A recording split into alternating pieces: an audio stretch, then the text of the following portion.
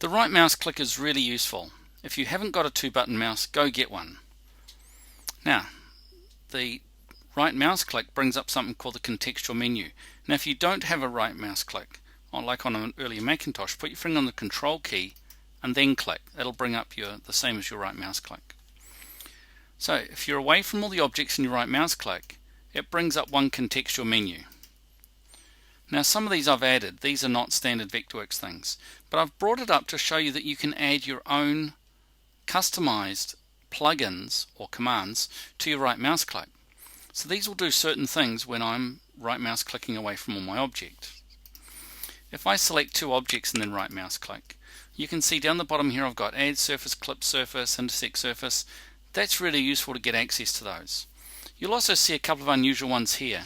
Objects from polyline, roof face, and use class attributes. Now these only appear when I right mouse click on an object. I use objects from polyline a lot, so it's quite handy to have it on your right mouse click.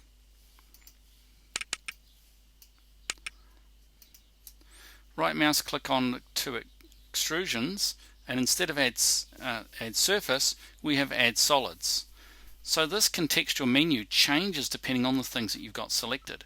If you right mouse click on a viewport, for example, you get a whole new set of options.